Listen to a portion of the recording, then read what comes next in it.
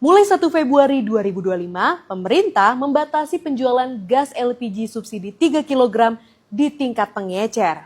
Akibat kebijakan itu, viral video masyarakat Indonesia antri membeli gas LPG di sejumlah daerah. Bahkan lansia di Tangsel meninggal dunia diduga kelelahan saat antri gas LPG.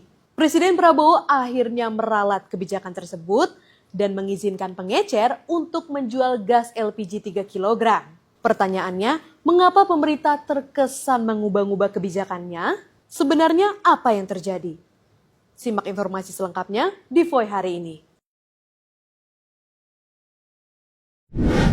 Pada 20 Januari 2025, Kementerian Energi dan Sumber Daya Mineral atau ESDM mengeluarkan surat edaran soal pendistribusian LPG 3 kilo di sub penyalur.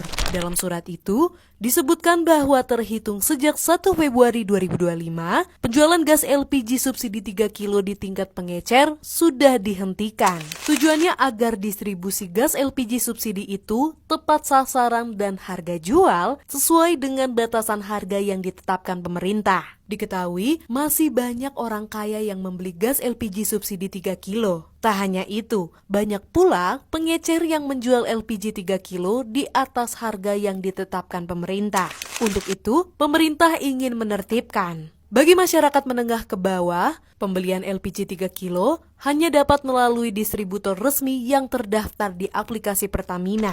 Pemerintah juga mendorong penjualan LPG dilakukan hanya melalui pangkalan resmi dan penjual wajib terdaftar di aplikasi Merchant Application Pertamina atau MAP. Sayangnya, tak semua pengecer atau penjual LPG mengetahui kebijakan pemerintah tersebut. Belum sempat mendaftar di Pertamina, pemerintah sudah melarang penjualan per 1 Februari 2025. Akibatnya, kelangkaan pun terjadi.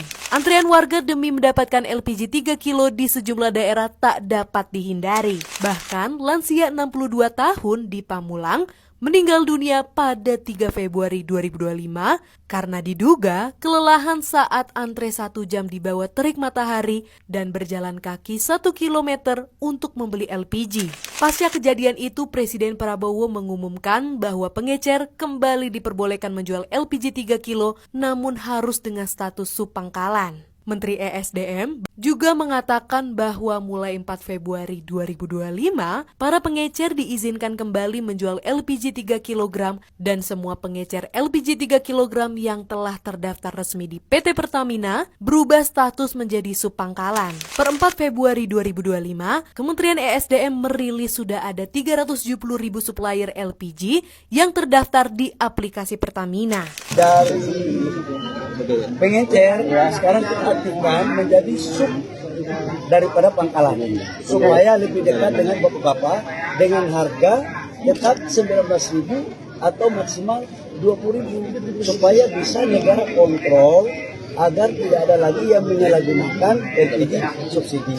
Meski kini pengecer sudah dibolehkan berjualan kembali, namun masyarakat mengkritik kebijakan pemerintah yang terkesan labil. Layaknya kebijakan kenaikan PPN 12%, pemerintah terkesan mengubah-ubah kebijakannya soal pembatasan penjualan LPG 3 kg ini.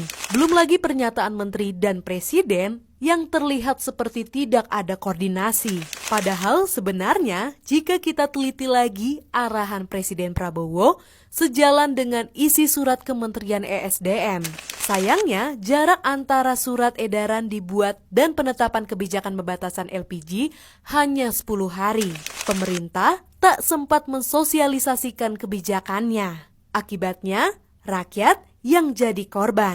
Pertanyaannya, mengapa bisa terjadi blunder seperti ini?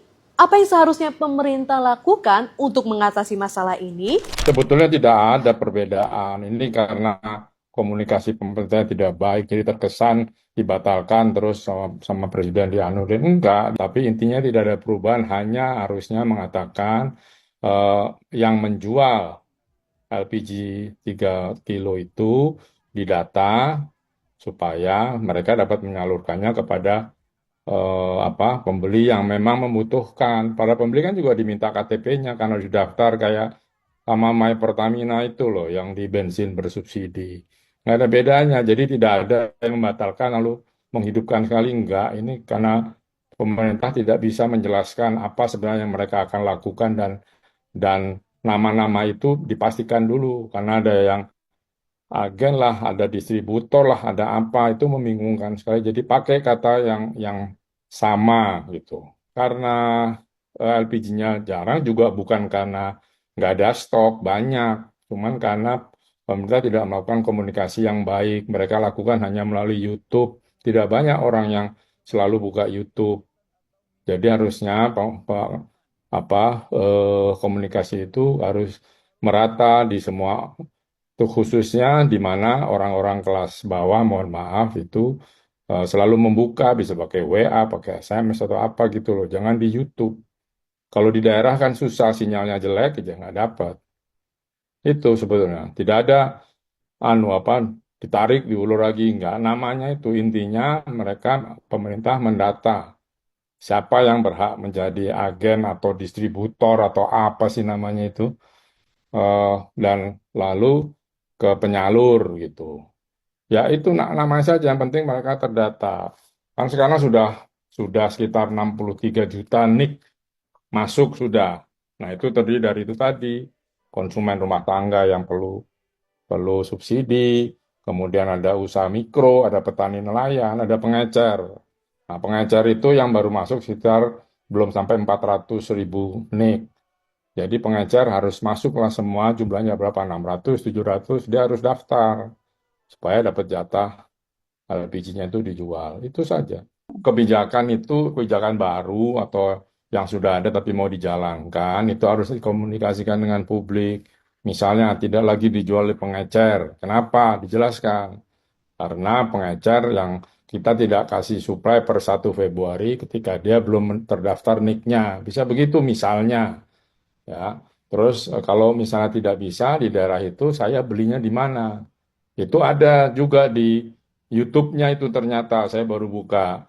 Oh, ini di sini. Nah, itu juga tidak terkomunikasikan dengan baik.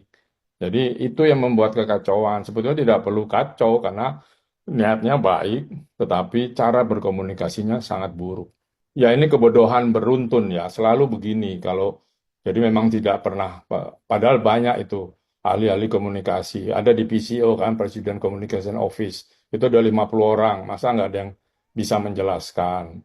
Nggak mau tahu lah. Jadi kalau memberitahu itu harus berulang-ulang. Tempatnya di mana, cara dapat bagaimana. Yang paling gampang memang pakai WA, karena semua masyarakat pakai WA mungkin, atau sebagian masih SMS kalau belum 5 atau 4G. Nah, hal semacam ini yang harus diperhatikan oleh juru bicara. Juru bicaranya jangan hanya juru bicara politik saja, ini juru bicara lebih penting daripada politik. Gitu. Kementerian tidak ada, bisa diambil oleh Kominfo atau PCO itu. Lah ngapain mereka digaji negara terus kalau tidak bekerja? Jadi mereka harusnya menjelaskan. Kan semua ada datanya. Saya juga barusan tadi pagi saya berkomunikasi dengan Direksi Pertamina, dengan Kementerian SDM. Ini sebenarnya bagaimana sih gitu. Baru saya dapat, oh ini udah ada semua. Kenapa nggak sampai? Ya itu yang salah. Jadi nggak ada, dibatalkan, dihilangkan, didata. Nggak.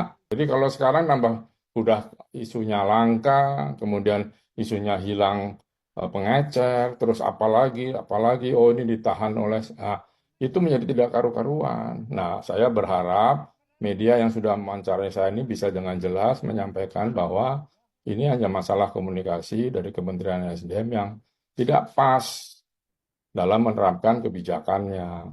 Itu. Tidak ada masalah dengan program subsidi tepat sasaran. Namun pertanyaannya, mengapa dalam regulasinya justru seperti tidak berpihak kepada rakyat kecil?